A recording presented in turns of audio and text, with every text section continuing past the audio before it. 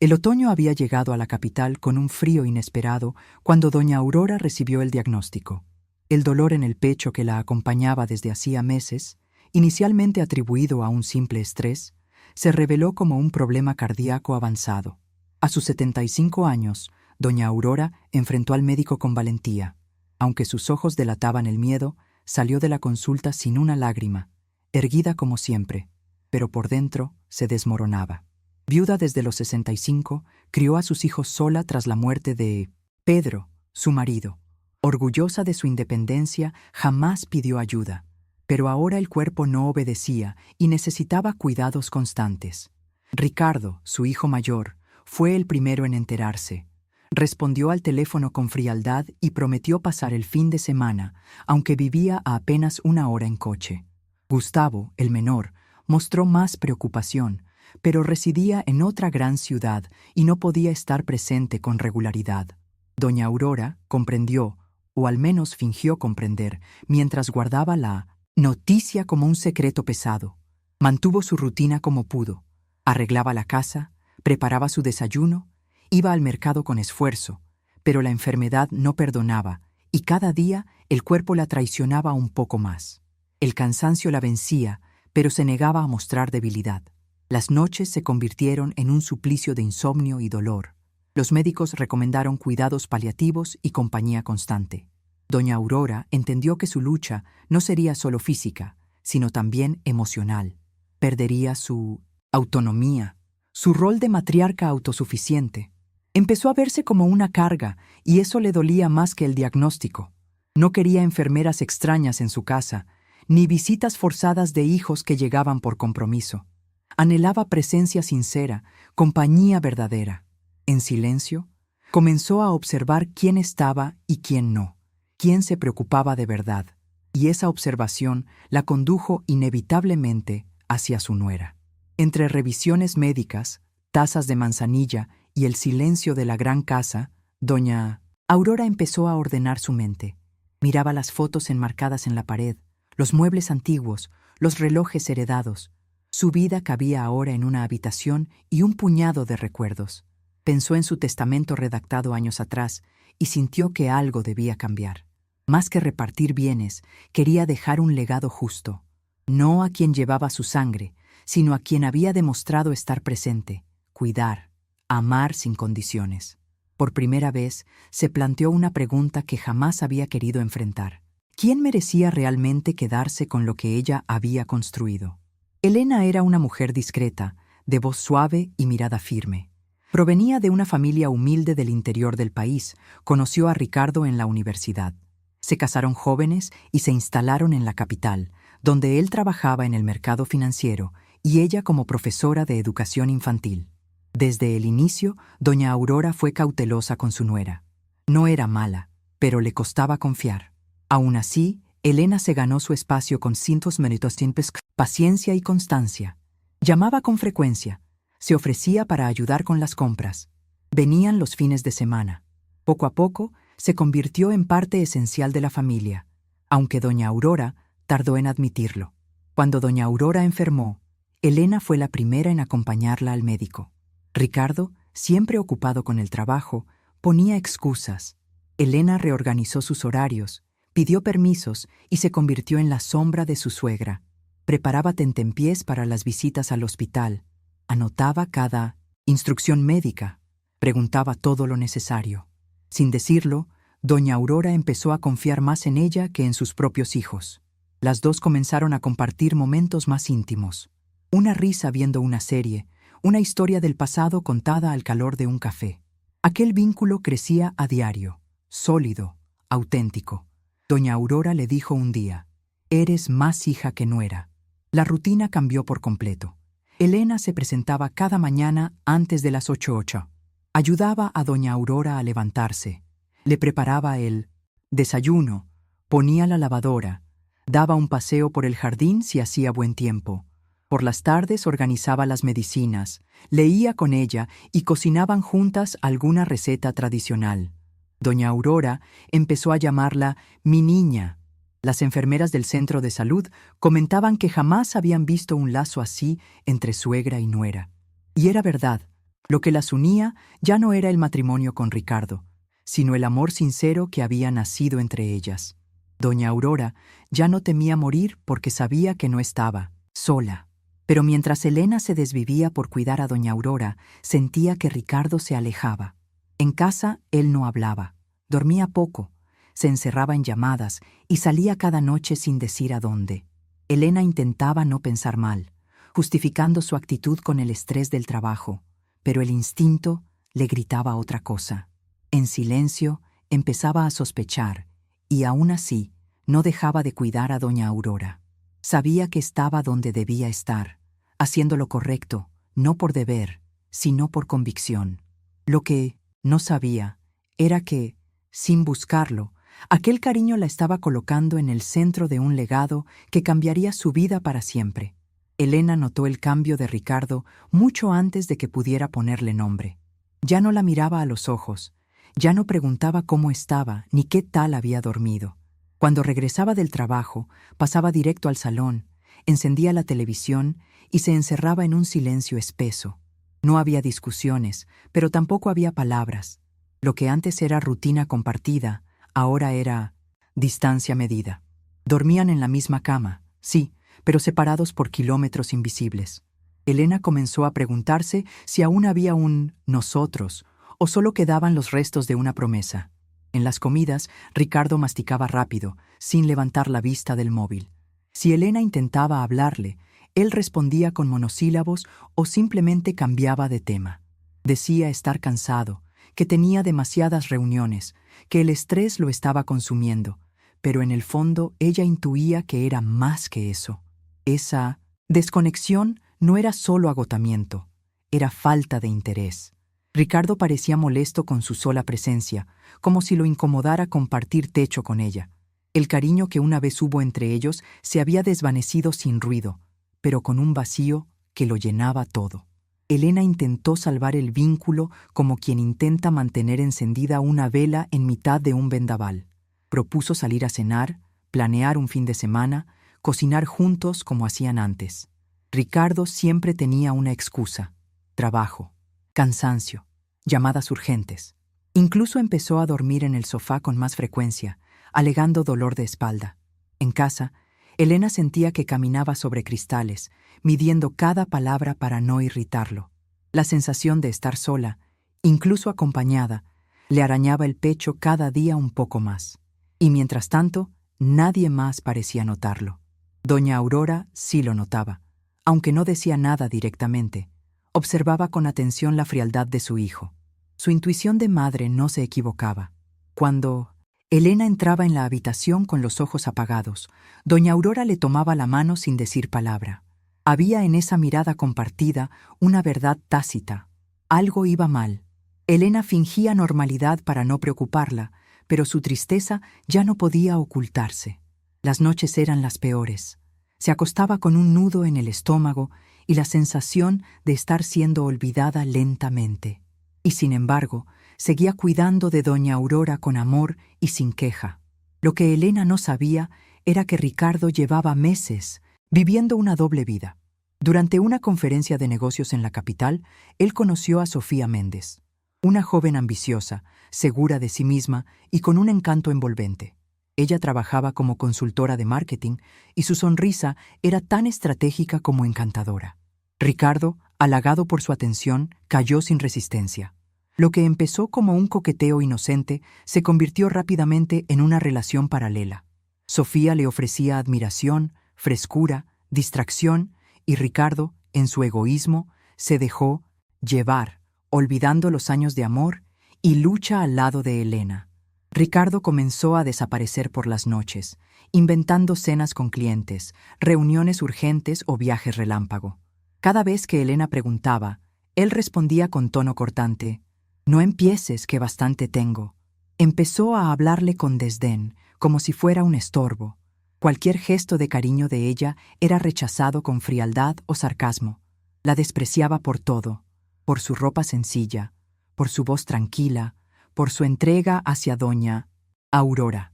Decía que se había convertido en una mujer aburrida, apagada. Elena, atónita, No entendía en qué momento su marido se había convertido en un extraño. Mientras Ricardo se sumergía en su romance con Sofía, su desprecio hacia Elena se intensificaba. Le echaba en cara que pasara tanto tiempo con su madre, que no se arreglara, que ya no era como antes. Elena intentaba explicarse, decir que lo hacía por amor, que doña Aurora la necesitaba, pero él no escuchaba. Sus palabras eran siempre armas, y ella, su blanco. Empezó a dejarla sola en eventos familiares. Incluso evitaba que lo vieran con ella en público. Sofía, por su parte, sabía perfectamente que Ricardo era casado, pero no le importaba, al contrario, le divertía. Doña Aurora, desde su cama, percibía la oscuridad que crecía en su hijo. En silencio, empezó a tomar notas en su cuaderno personal. Observaba los gestos de Elena, su manera de aguantar las humillaciones, su capacidad de seguir adelante, y entonces lo tuvo claro. Aquella mujer a la que su hijo despreciaba era la única que había permanecido. Mientras Ricardo buscaba en otros brazos lo que no supo cuidar en casa, doña Aurora empezaba a escribir su última voluntad, y en ella no habría lugar para la ingratitud. Doña Aurora observaba los gestos de Ricardo con creciente preocupación hacía semanas. Cuando entraba en la habitación, él apenas le dedicaba unos segundos, un beso fugaz en la frente y un «¿Cómo estás?», dicho por compromiso. Luego sacaba el móvil del bolsillo y se perdía en la pantalla. Ella, que conocía a su hijo mejor que nadie, intuía que algo no iba bien. Notaba la falta de calidez, el tono seco, la falta de empatía. En sus silencios había más distancia que en kilómetros. Doña Aurora, ya frágil por la enfermedad, empezaba a sentir otro tipo de dolor, el abandono emocional de su propio hijo. Durante las comidas familiares, Ricardo apenas hablaba. Si Elena intentaba iniciar una conversación o contar alguna anécdota del día, él contestaba con indiferencia. Doña Aurora, sentada en la cabecera, tragaba las lágrimas en silencio. Recordaba los tiempos en que Ricardo la abrazaba sin pedir nada a cambio, cuando la llamaba cada semana solo para escuchar su voz. Ahora no parecía tener tiempo ni para mirarla a los ojos. Las visitas se hacían cada vez más breves, más frías, más incómodas. Doña Aurora intentaba no juzgar, pero por dentro se rompía poco a poco. Una noche, mientras Elena le colocaba la manta en los pies, doña Aurora le preguntó con voz temblorosa: «¿Está todo bien con Ricardo?». Elena vaciló un segundo, pero respondió que sí, que solo estaba muy ocupado. Doña Aurora asintió, pero no creyó ni una palabra. Lo había criado con sus manos. Sabía cuándo fingía y cuándo callaba por protección. Esa noche no durmió. Se quedó mirando el techo, recordando momentos de la infancia de Ricardo, preguntándose en qué punto había dejado de reconocer al hijo que tanto amaba. La tristeza era un peso que no aparecía en los análisis médicos, pero que dolía igual o más. Desde entonces, doña Aurora empezó a escribir en un pequeño cuaderno que guardaba en su mesita de noche. No eran quejas, eran pensamientos, reflexiones, recuerdos. Escribía sobre la vida, sobre la muerte que se acercaba, pero también sobre gratitud. En cada página mencionaba a Elena, su paciencia, su ternura, su constancia. También hablaba de la frialdad de Ricardo, de cómo su ausencia le dolía más que la enfermedad. No quería marcharse con rencores, pero tampoco con silencios. Aquel cuaderno sería, sin que nadie lo supiera aún, la semilla de una decisión que cambiaría el destino de todos. Gustavo siempre fue diferente a Ricardo, más reservado, más introspectivo, menos ambicioso. Desde que se mudó a otra ciudad por trabajo, mantenía un contacto limitado con la familia, pero nunca desapareció del todo. Llamaba a doña Aurora cada domingo, preguntaba por su salud, por el clima, por sus plantas. No era un hijo muy presente físicamente, pero su voz, al otro lado del teléfono, siempre traía algo de consuelo. Doña Aurora sentía cariño por él, aunque a veces le doliera su distancia. Entendía que tenía su vida, pero le habría gustado que estuviera más cerca en ese momento tan difícil. Cuando doña Aurora le contó que tenía problemas cardíacos, Gustavo reaccionó con preocupación sincera. Tomó el primer tren de alta velocidad a la capital y pasó 2 días completos con ella. ayudándola, escuchándola. Fue él quien le compró una silla especial para el baño y le instaló una pequeña televisión en la habitación. A pesar de su carácter más frío, esos gestos hablaban por él. Elena también lo apreciaba. Era educado, respetuoso y jamás se entrometía en su matrimonio. Gustavo no era el hijo perfecto, pero al menos no fingía, y doña Aurora valoraba su honestidad silenciosa. Durante sus visitas, Gustavo observaba el ambiente familiar con cierta incomodidad. Notaba la tensión entre Ricardo y Elena, la frialdad en los gestos, las miradas que evitaban encontrarse. Una tarde, mientras compartía un café con su madre, doña Aurora le confesó con un suspiro: «Elena me cuida más que mi propio hijo». Gustavo no respondió, pero bajó la mirada. Entendía que algo no iba bien, pero no era hombre de enfrentamientos. Se despidió con un abrazo largo y le prometió volver pronto. No sabía que esa promesa sería clave cuando llegara el momento de la verdad. Antes de volver a su ciudad, Gustavo tuvo una conversación breve con Elena. Lempié dijo que apreciaba todo lo que hacía por su madre, que sabía que no era fácil. Elena agradeció sus palabras con una sonrisa tímida. Aquel reconocimiento pequeño pero sincero le dio fuerzas. Doña Aurora, desde su cama, escuchó la conversación desde el pasillo y sintió un calor en el pecho. Tal vez no tenía sus dos hijos presentes, pero al menos uno aún conservaba el sentido del respeto y la gratitud. Y eso, en medio de tanta frialdad, ya era algo. Elena despertaba cada mañana con una mezcla de resignación y entereza. Sabía que el día sería largo, que habría que medicar a doña Aurora, limpiarla, alimentarla, animarla, y aún así lo hacía todo sin perder la dulzura. Lo que nadie sabía era que en su interior se deshacía. El matrimonio con Ricardo era ya un cascarón vacío, una rutina sin alma. Cada palabra de desprecio, cada silencio, cada ausencia nocturna la herían como puñales. Pero Elena no decía nada, no lloraba delante de nadie. Se tragaba el dolor como si no tuviera derecho a quejarse. Mientras acompañaba a doña Aurora a las sesiones médicas, fingía normalidad. Saludaba a las enfermeras con una sonrisa, escuchaba atentamente a los doctores, tomaba nota de cada indicación. Era eficiente, atenta, incansable, pero por dentro se sentía invisible. Ricardo no la tocaba, no le dirigía una mirada cariñosa desde hacía meses. En la casa había dos mundos, el suyo de entrega y ternura, y el de él de evasión y desprecio, y entre ambos un abismo que crecía día tras día sin que nadie intentara construir un puente. Las noches eran el peor momento. Cuando el silencio llenaba las paredes del piso, Elena sentía que el aire le faltaba. Acostada junto a un hombre que ya no era suyo, repasaba cada gesto de frialdad, cada vez que él la evitó, cada excusa mal dicha. Se preguntaba si había hecho algo mal, si estaba pagando por alguna culpa que desconocía, pero no encontraba respuestas, solo el eco de su propio corazón roto. Y aún así, cada mañana se levantaba, preparaba el desayuno, besaba la frente de doña Aurora y seguía adelante, porque en medio del dolor aún conservaba su dignidad intacta. Doña Aurora lo veía todo, aunque no dijera nada. Notaba la tristeza en los ojos de Elena, su manera de fingir fortaleza.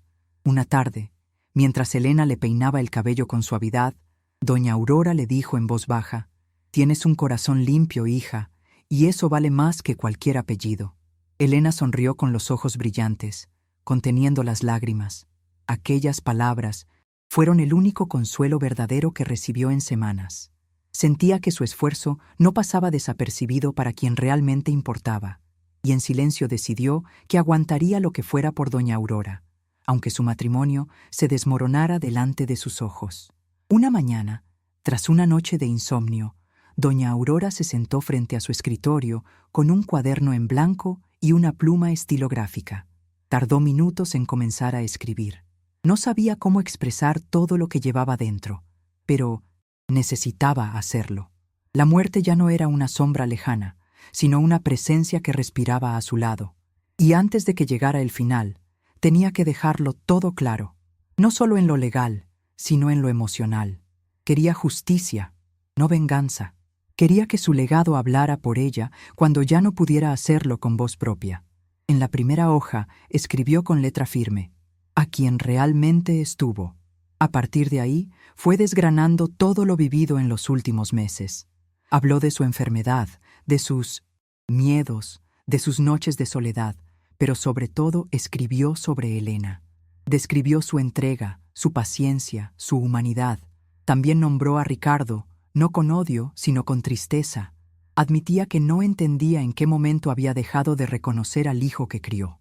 No lo culpaba del todo, pero no podía premiar la indiferencia. No después de todo lo que había visto y sentido. En la carta, doña Aurora especificó que quería que Elena fuera protegida, que nadie le arrebatara lo que era suyo por derecho emocional, no legal. Había cambiado el testamento hacía poco, pero ahora quería dejar también una carta personal, una que fuera leída junto a la lectura oficial. Allí no hablaba de números ni propiedades, sino de afectos, de actos, de ausencia y de presencia. Doña Aurora sabía que eso causaría reacciones intensas, incluso escándalo, pero no le importaba. Ya no tenía miedo de enfrentar la verdad. Había elegido premiar el amor, no la sangre.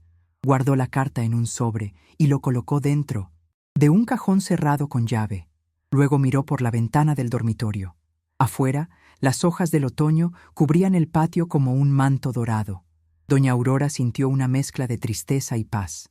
Sabía que no viviría mucho más, pero por primera vez en meses se sintió en paz con su conciencia. La decisión estaba tomada. Su última voluntad no sería una simple formalidad, sería su voz, su justicia. Y aunque no pudiera estar allí para defenderla, había dejado suficiente escrito para que nadie pudiera ignorarla.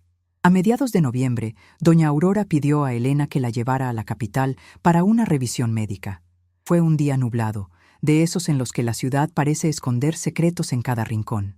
Elena, como siempre, preparó todo con cariño: los papeles, el bolso con los medicamentos, una bufanda extra por si hacía frío. Pero doña Aurora tenía otros planes. Aprovechando una pausa entre citas, le pidió que la dejara un momento en la notaría de la familia. «Solo tengo que firmar unos documentos antiguos», dijo con voz suave. Elena no sospechó nada y accedió sin cuestionar. En la notaría, doña Aurora fue recibida como una clienta habitual. Llevaba décadas trabajando con el mismo despacho. Conocían su historia, sus bienes, sus valores.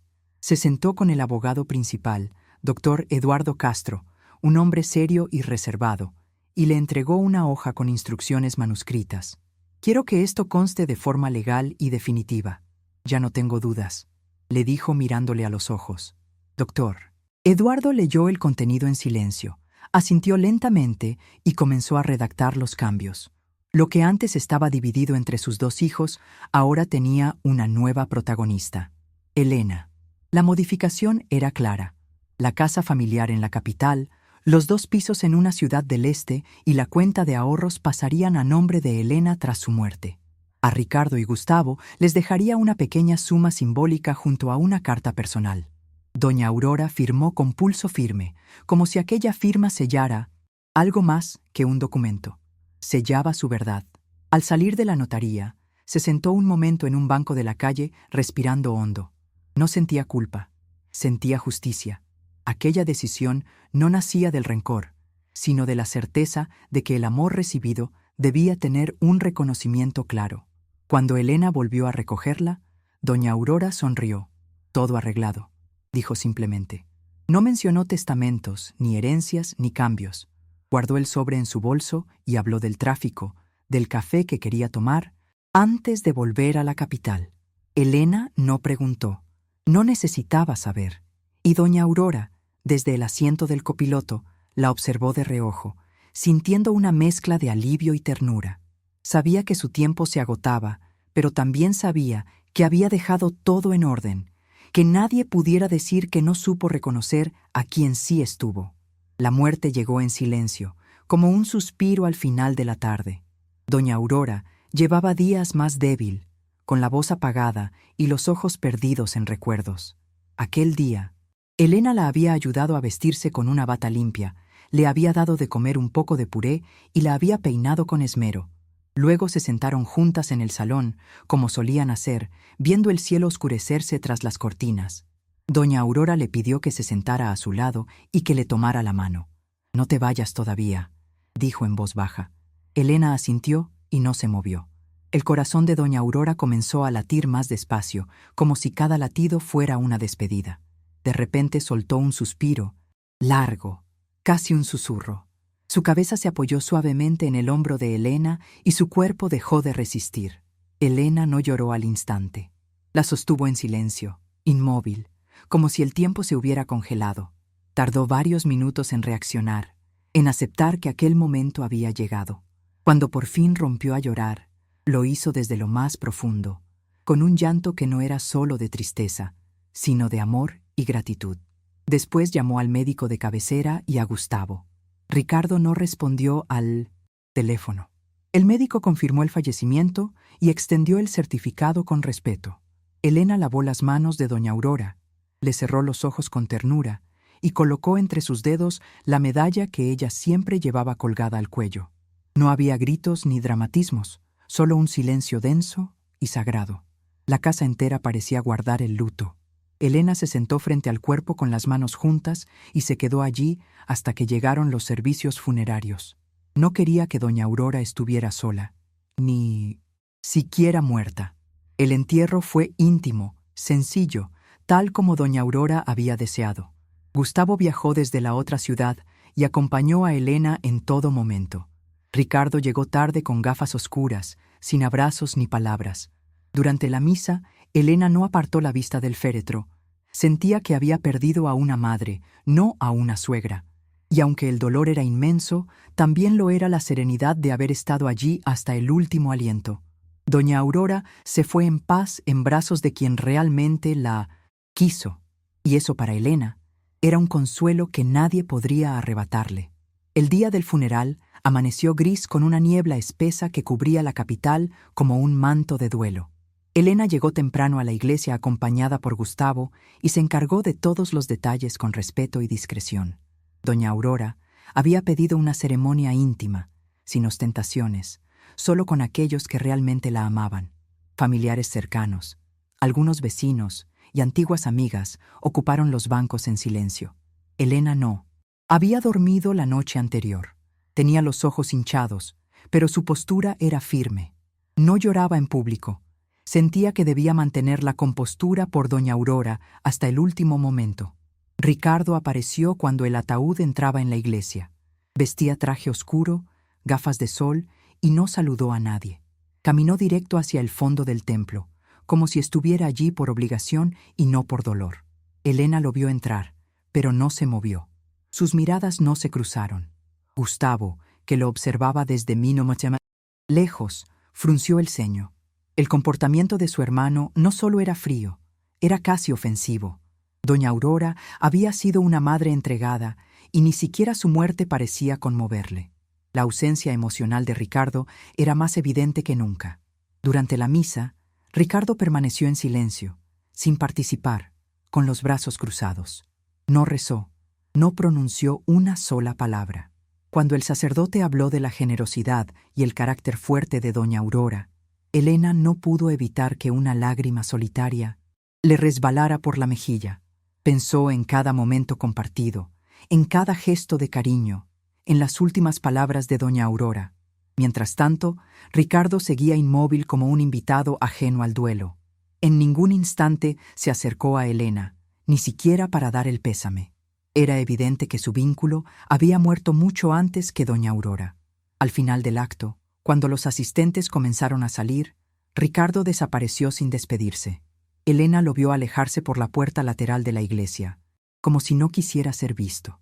No había abrazos, ni disculpas, ni miradas, solo distancia. Aquella ausencia no sorprendió a Elena, pero sí le dolió. Aunque su corazón ya no esperaba nada de él, una parte de ella aún deseaba un gesto mínimo de humanidad. No lo tuvo. Y en ese momento entendió que Ricardo ya no era su marido, al menos no en el sentido que alguna vez importó. Pasados 10 días del entierro, Elena recibió una llamada del despacho del abogado de doña Aurora. El notario, doctor Eduardo Castro, solicitaba su presencia para la lectura oficial del testamento. También habían sido citados Ricardo y Gustavo. Elena sintió un nudo en el estómago. No esperaba nada, pero intuía que aquel momento no sería fácil. La cita era en la capital, en una oficina sofisticada en un edificio antiguo del barrio de Salamanca. Elena decidió ir sola. Gustavo viajaría desde la otra ciudad y Ricardo, bueno, nadie sabía si aparecería. Al llegar fue recibida con cordialidad por el personal del despacho. Se sentó en una sala pequeña, con muebles de madera oscura y paredes llenas de libros jurídicos. Poco después entró Gustavo, siempre puntual, siempre correcto. La saludó con un abrazo sincero. Ricardo llegó último, 20 minutos tarde, con una expresión arrogante y una joven a su lado. Elena la reconoció enseguida. Sofía, la mujer con la que sospechaba que Ricardo la había traicionado, llevaba en brazos a un bebé recién nacido. El aire en la sala se volvió tenso como una cuerda al borde del quiebre. Elena sintió que el suelo temblaba bajo sus pies. Miró a Ricardo en busca de una explicación, pero él evitó su mirada. Fue Sofía quien habló primero con desparpajo. «Este es Lucas, nuestro hijo». Elena tragó saliva, paralizada por el impacto. Nadie había dicho nada, pero ahora todo estaba claro. Ricardo no solo la había abandonado emocionalmente, sino que había formado una nueva familia mientras ella cuidaba a su madre moribunda. Gustavo observaba la escena con incomodidad. Sabía que aquella reunión no sería tranquila, pero tampoco imaginaba un espectáculo así. Doctor Eduardo entró con una carpeta bajo el brazo y pidió silencio.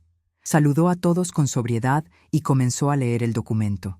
Elena apenas podía concentrarse. Su cuerpo estaba presente, pero su mente se debatía entre la rabia y la tristeza. A su lado, Sofía acariciaba al bebé como si estuvieran en una fiesta.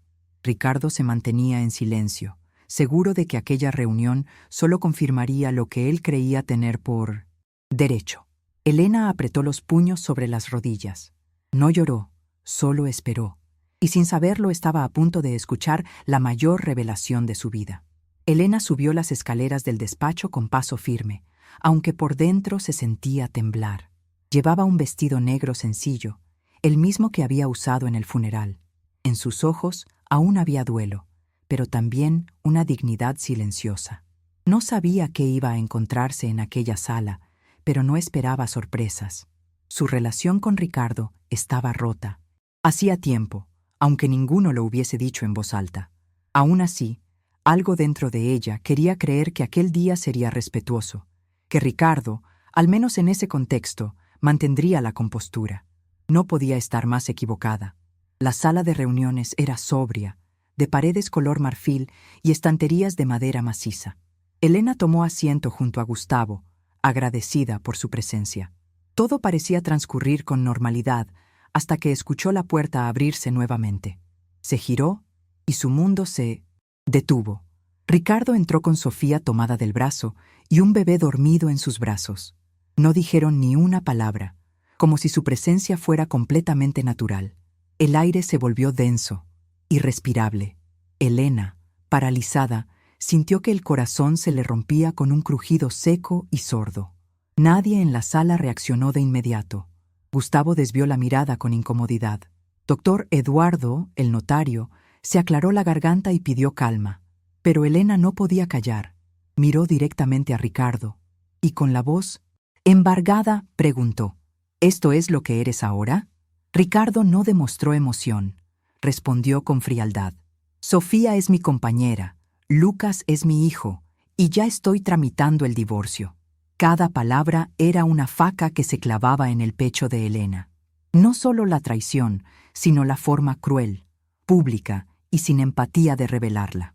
Elena sintió que su cuerpo se desmoronaba. Contuvo las lágrimas por puro orgullo, por no dar a Ricardo el placer de verla derrumbarse. Nadie intervino.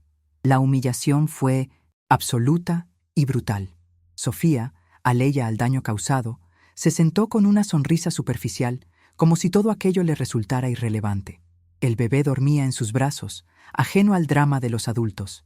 Doctor Eduardo pidió para comenzar con la lectura del testamento, y Elena, como una estatua, asintió sin decir nada. Ya no restaba dignidad a proteger. Todo lo que había sido su vida con Ricardo acababa de ser enterrado delante de todos. Nadie esperaba una escena semejante en la lectura de un testamento. Ricardo, con total naturalidad, presentóse acompañado de Sofía Méndez, una joven rubia de ojos claros y sonrisa perfecta. En brazos traía un bebé que mal tendría semanas. La entrada fue teatral, casi arrogante. Ricardo no saludó a Elena, ni siquiera le dirigió una mirada. Caminó directo hacia la mesa y sentóse junto a Sofía como si nada. Gustavo, visiblemente incómodo, frunció el ceño. Doctor Eduardo levantó la vista y entrecerró los ojos, comprendiendo que la tensión ya había explotado antes de comenzar. Sofía, segura de sí, agitó el cabello y cruzó las piernas como si estuviera en una reunión social. El bebé, dormindo, respiraba tranquilo contra su pecho. Ricardo limitóse a mirar el reloj impaciente. Elena, con el rostro inmóvil, intentaba comprender cómo habían llegado hasta aquel punto. Había cuidado de doña Aurora día y noche mientras su marido construía otra familia escondido. No era apenas una traición, era una falta de humanidad. Nadie, ni siquiera el más frío, debería comportarse así. Aún así, Elena mantuvo la compostura. Juró no llorar delante de ellos. El notario, desconcertado, preguntó si Sofía estaba convocada legalmente. Ricardo intervino. No, pero es la madre de mi hijo. Quiero que escuche el contenido del testamento. Gustavo por primera vez habló con firmeza. No me parece apropiado. La tensión en la sala subió como la marea. Sofía sonrió y mantúvose en su asiento. Doctor Eduardo decidió no discutir y abrió la carpeta con los documentos. Mientras tanto, Elena mantenía la vista fija en la ventana, intentando no mirar para el bebé. Cada pequeño llanto era una punzada. Todo dolía. La escena era surrealista. Una mujer destrozada por la traición, otra exhibiendo su nueva posición, un marido sin escrúpulos y un hermano incómodo por la vergüenza ajena. El silencio antes de la lectura era espeso, dramático. Elena no sabía lo que esperaba o si esperaba algo. Pero algo le decía que doña Aurora no habría partido sin dejar las cosas claras. Y, mientras la pluma del notario deslizaba sobre la mesa, el destino de todos los presentes estaba a punto de cambiar. A veces, la verdadera herencia no está en los bienes, sino en los actos que nadie olvida. Elena, con la voz contenida por el temblor de la rabia, rompió el silencio. Miró fijamente a Ricardo y preguntó si aquello era cierto, si de verdad él había comenzado otra vida mientras ella cuidaba de su madre moribunda. Ricardo, con una expresión vacía, simplemente asintió. Sofía es mi compañera. Lucas es mi hijo. Quiero rehacer mi vida, dijo sin un vestigio de compasión. La frialdad con que pronunció esas palabras dilaceró a Elena por dentro. Gustavo bajó el mirada, avergonzado de su hermano. Sofía permanecía tranquila, acariciando el bebé como si aquello no tuviera consecuencias. El silencio en la sala tornóse insoportable. Elena respiró hondo, levantóse lentamente y volvió a sentar como si precisara que su cuerpo no reaccionara con violencia. Estaba quebrada, pero no se permitiría perder el control delante de ellos. Doctor Eduardo intentó recuperar la formalidad, pero el ambiente estaba marcado por la humillación. La traición no era apenas sentimental, era pública, deliberada, cruel. El acto que debería centrarse en el legado de doña Aurora habíase convertido en un teatro de egoísmo y desprecio, y aún no sabían que lo más impactante estaba por llegar. Con una indiferencia casi violenta, Ricardo dejó caer otra bomba. Ya había iniciado los trámites de divorcio. Dijo como quien comenta que cambió de operadora de teléfono, sin emoción, sin respeto. Elena sintió que todo su cuerpo se tensionaba. Años de matrimonio, de sacrificios compartidos, de cuidados con su madre, y él los descartaba con una frase seca. «Ya no haces parte de mi vida», repitió Ricardo con tono cortante. No había espacio para el diálogo ni para la mínima compasión. Sofía continuaba callada, disfrutando del espectáculo de su trono de papel. Elena no respondió. En sus ojos había lágrimas contenidas, pero en su expresión también comenzaba a nacer una nueva fuerza. No era apenas dolor, era una toma de conciencia. Comprendía por fin que el hombre que tenía delante de sí ya no era el que una vez amó. Gustavo la observó preocupado, pero admirando también su bravura. El notario pigarreó, intentando volver al documento.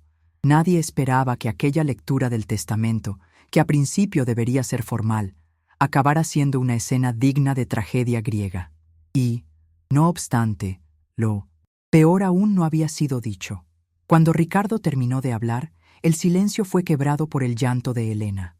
No fue un llanto escandaloso ni dramático, era un llanto profundo, quebrado, de esos que salen del fondo del alma. Intentó contenerlo, pero las lágrimas caían solas sin permiso, como si su cuerpo finalmente dijera lo que su boca no podía. Gustavo se levantó, ofrecióle un pañuelo y quedó a su lado en silencio. Nadie más se movió.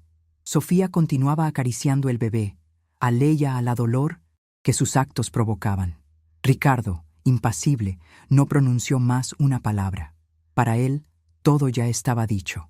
Elena, sentada en aquella sala de paredes frías, sintió que había llegado al fondo del pozo. Había sido leal, había cuidado de doña Aurora como una madre. Había soportado desprecio sin respuesta, y ahora estaba sola, traicionada y humillada delante de todos. Era demasiado. Cerró los ojos, respiró hondo y pensó en doña Aurora, en su voz serena, en su mirada agradecida, en sus manos frágiles, apretando las suyas. Aquello le dio fuerza. No permitiría que aquella escena la definiera. Tal vez Ricardo la había dejado, pero la vida no la había abandonado. Doña Aurora aún tenía algo que decir, y ese momento había llegado. Doctor Eduardo abrió el sobre lacrado y comenzó a leer con voz firme. Todos se callaron. La primera parte del testamento mencionaba deseos generales: el entierro simple, el agradecimiento al personal médico, el perdón a viejos conflictos familiares. Pero al avanzar en la lectura, la tensión en la sala aumentó. Dejo la casa de la familia en la capital, los 2 pisos en una ciudad del este y la totalidad de mi cuenta de ahorros a mi nuera, Elena Silva, leyó el notario. El aire fue cortado de repente. Elena levantó la cabeza incrédula. Ricardo abrió los ojos furioso. Sofía torció la boca con desprecio. El testamento continuaba. Hago esto porque ella fue quien me acompañó en mis últimos días, no por obligación, sino con amor verdadero. Mis hijos recibirán una cantidad simbólica como recordatorio de que el afecto no se hereda, se gana. Gustavo asintió con serenidad. Ricardo quedó rojo de rabia. Elena no sabía lo que decir. Estaba paralizada, pero algo dentro de ella comenzaba a recomponerse. Doña Aurora, incluso del más allá, la había protegido, no por pena, sino por justicia. Y ahora el mundo entero sabía quién había estado y quién había huido.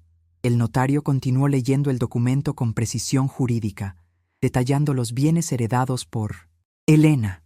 La casa donde doña Aurora vivió toda su vida en la capital, 2 pisos para alquiler ubicados en el centro de una ciudad del este, y una cuenta bancaria con más de 180.000 euros. Elena no creía. Sentía como si estuviera oyendo una historia ajena. Gustavo bajó el mirada con una mezcla de resignación y comprensión.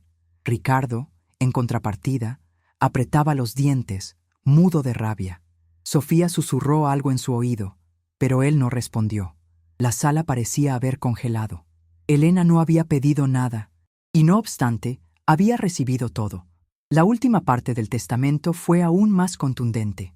Doña Aurora dejaba a Ricardo y Gustavo una cantidad simbólica de dinero y una carta manuscrita ya archivada con el documento legal en la que decía sin rodeos: los hijos no se miden por la sangre, sino por la presencia. Quien no cuida, no merece. Gustavo asintió con los ojos brillantes por la emoción contenida. Ricardo levantóse bruscamente de la silla, negando con la cabeza. «Esto es una locura», murmuró, pero nadie lo contradijo. Doña Aurora, con sus palabras póstumas, había dicho lo que nunca se atrevió a decir en vida, y nadie podía cambiar eso ahora. Incapaz de contenerse, Ricardo levantóse bruscamente, golpeó la mesa con la palma de la mano y acusó a Elena de haber manipulado a su madre, aprovechándose de su fragilidad. Su voz resonó con furia en la sala, rompiendo el silencio con violencia. «Todo esto es obra tuya. Seguro la convenciste mientras estaba sedada o débil», gritó, con los ojos inyectados de ira. Elena lo miró sin pestañear, con una mezcla de tristeza y dignidad. Gustavo también se puso de pie, dispuesto a intervenir si la situación salía del control. Doctor Eduardo pidió calma, pero el ambiente ya estaba completamente envenenado. Nadie respondió a Ricardo porque su rabia no tenía argumentos, apenas ego herido. En medio del caos emocional, Gustavo tomó la palabra con serenidad, mirando para Ricardo directamente a los ojos. Dijo que aceptaba la decisión de su madre sin rencor porque sabía que había sido justa. Reconoció que él no había estado presente como debería, pero que Elena sí, y eso nadie podía negar. «No es una cuestión de herencia, es una cuestión de verdad», añadió con voz firme. Su declaración desarmó cualquier intento de victimismo por parte de Ricardo. Elena lo miró con gratitud silenciosa. En ese momento, Gustavo dejó de ser un hermano distante y se convirtió en un aliado inesperado. Después del comentario de Gustavo, el silencio tomó cuenta de la sala. Ricardo, transbordado por la rabia y la vergüenza, tomó su chaqueta con brusquedad y levantóse sin mirar para nadie. «Esto no va a quedar así», murmuró antes de salir, dejando la puerta abierta tras sí. Sofía, sorprendida por la reacción, quedó sentada algunos segundos sin saber qué hacer. La seguridad con que había entrado desmoronaba poco a poco. Miró para Elena de soslayo, como si por primera vez comprendiera que allí no era bienvenida. Acarició la cabeza del bebé y levantóse lentamente, sin pronunciar palabra. Nadie la detuvo. Mientras cruzaba la puerta, Sofía miró para Ricardo de lejos, observando cómo él discutía por teléfono en el pasillo. Ya no parecía un hombre poderoso, sino alguien derrotado, infantil y transbordado por sus propias decisiones. Ella comprendió en ese momento que tal vez había apostado por el caballo equivocado. Gustavo volvió a sentarse con gesto sereno, mientras Elena respiraba hondo.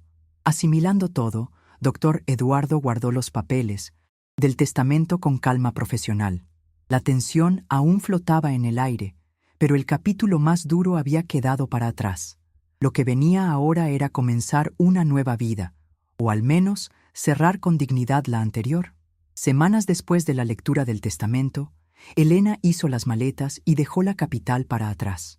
No lo hizo con rencor, sino con la serenidad de quien sabe que merece volver a respirar. Una ciudad del sur, con su aire cálido y calles de piedra, le ofrecía anonimato, distancia y una oportunidad real de comenzar de cero.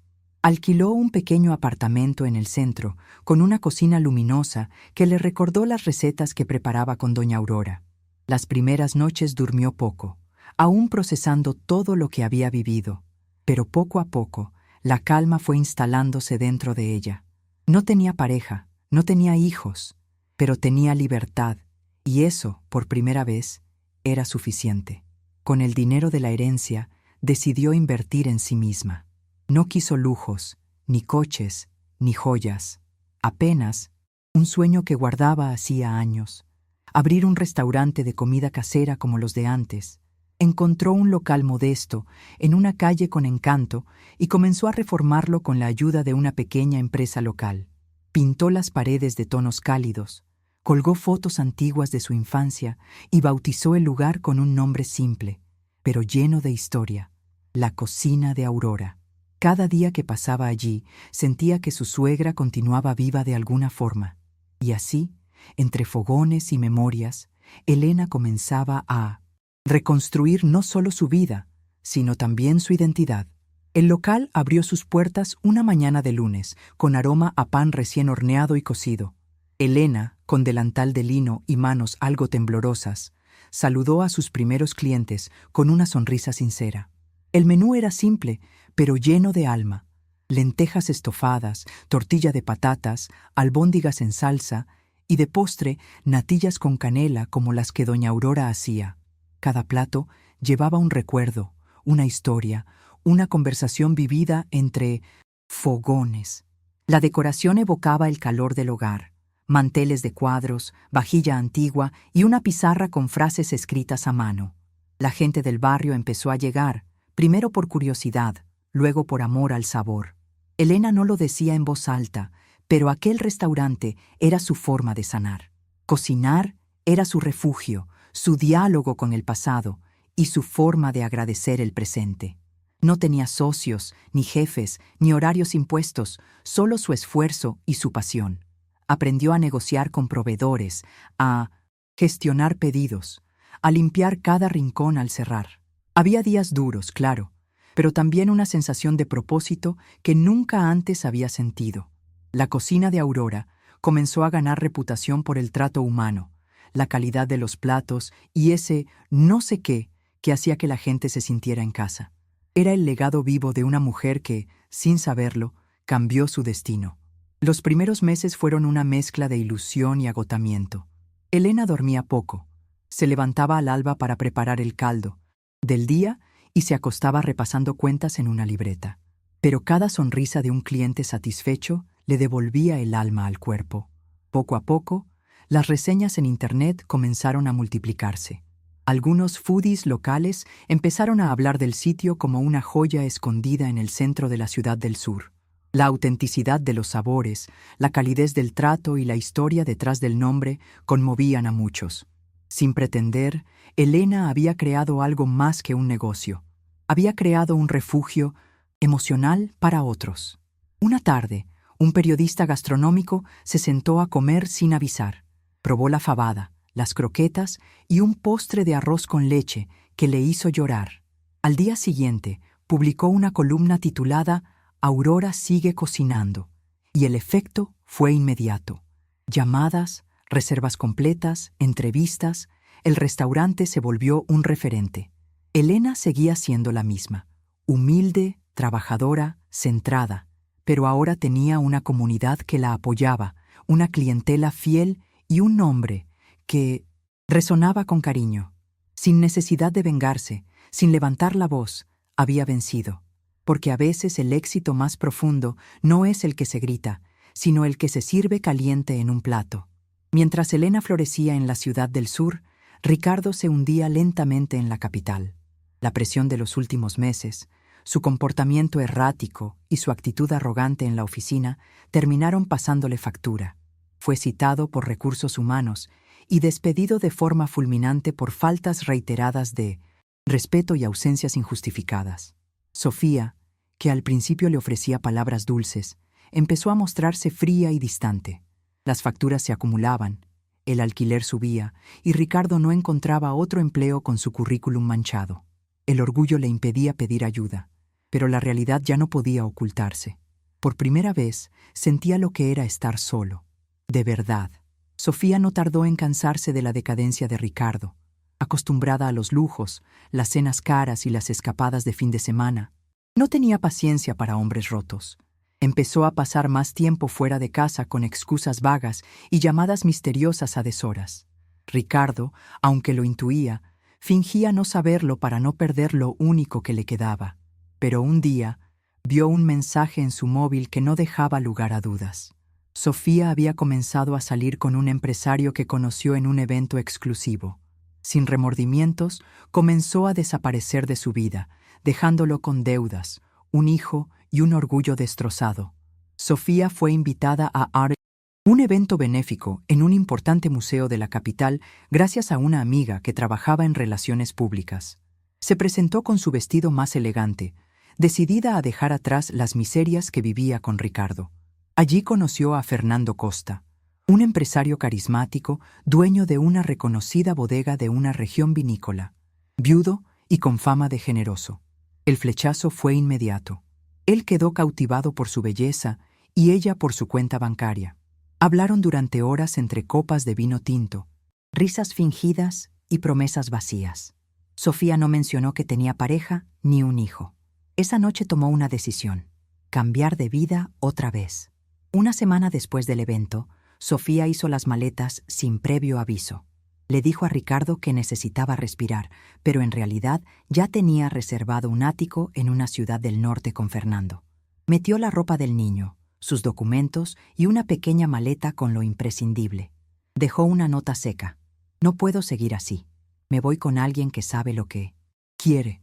Ricardo despertó en un piso vacío con la cuna medio deshecha y la nevera vacía. Intentó llamarla, pero ella no respondió. Se había ido sin mirar atrás, dejándole solo, arruinado y con el eco de sus propias decisiones, retumbando por toda la casa. Días después del abandono de Sofía, Ricardo, hundido y sin dirección, marcó el número de Elena con manos temblorosas. Al principio ella no respondió, pero insistió varias veces hasta que una tarde, al cerrar su restaurante, Elena contestó. Su voz era serena, firme, como la de alguien que ya ha cruzado demasiadas tormentas. Ricardo, llorando, le pidió perdón por todo, por la traición, por la humillación, por haberla dejado sola. Dijo que estaba arrepentido, que la echaba de menos, que quería empezar de cero. Pero Elena guardó silencio unos segundos, que a él le parecieron eternos.